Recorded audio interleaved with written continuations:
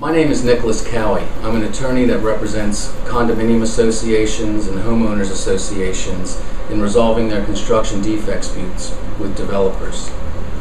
One of the first things I always tell newly elected board members of associations is how they can go about negotiating proper repairs with developers and determining whether they have a problem that needs to be addressed before warranties expire. When a condominium is first created, the developer owns all the units, or if it's a homeowners association community, owns all the lots, and therefore controls the association. During that time period, the developer isn't motivated to go out looking for problems. Eventually, enough units are sold or enough homes are sold where control of the association is turned over to the homeowners. And one of their first responsibilities is to evaluate the common areas or the common elements of the community to make sure that the construction is okay and make sure that there's no major problems that could cause a lot of damage down the road while warranties are still in place. Because while your warranties are in place, it's much easier to get the developer to make the repairs than it is later on.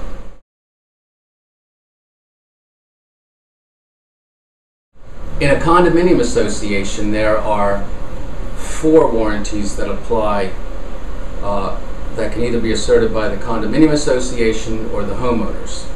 Every person who buys a condominium, or a single-family home for that matter, gets an implied warranty. An implied warranty is a warranty that's made by the developer whether or not they say anything, whether or not they intend to make it. It's implied in every sale that a home will be free from faulty materials, constructed in accordance with sound engineering standards, and constructed in a workmanlike manner. No words need to be said. If there are words in the contract, such as it'll be built in accordance with plans and specifications, or it'll be built in accordance with the building code, those are express warranties.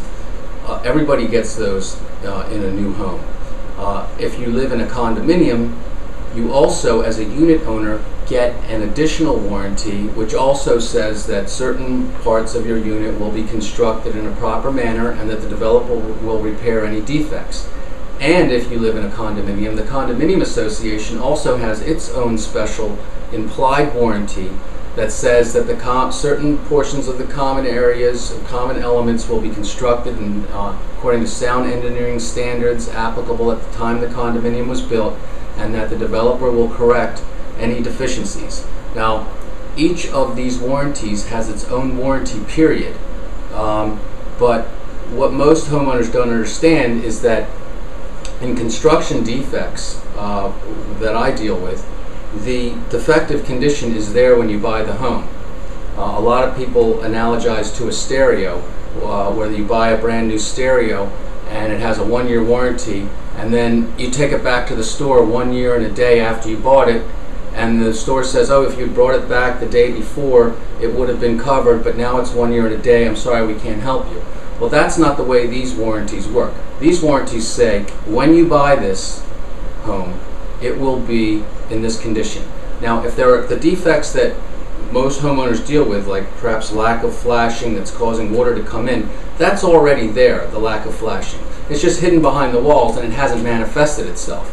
So when the homeowners go to the developer and say, oh, my window's leaking, the developer says, oh, well, you bought more than a year or 2 years or 3 years ago, and therefore we can't help you. But that's not the way the warranty works. That is just the manifestation of the defect that existed. So the warranty is actually breached when you buy the home. You just don't know it yet. So you have this warranty period within which the claim has to occur, and it almost always occurs on the day you buy the home. There are examples where a defect will occur afterwards. For example, if you buy a home with a well and it's pumping 30 gallons a minute, and then 2 weeks later after you buy the home, the well dries up. That would be an example of a defect that occurs afterwards. But most defects occur on the day that you buy them. Anyways, all of these warranties have a warranty period and then a time within which you must bring suit. For for the warranties that apply to every homeowner. They're located in Title 10 of the Real Property article, and unit owners are included in that. The warranties can be as short as 2 years and as long as 4 years, depending on whether the defect is structural or non-structural, and depending on when you discovered it. For the common element warranty, that can be as long as 4 years to bring suit, but you must give notice within 3 years, within the initial 3-year warranty period, and then you have 1 year to bring suit after that.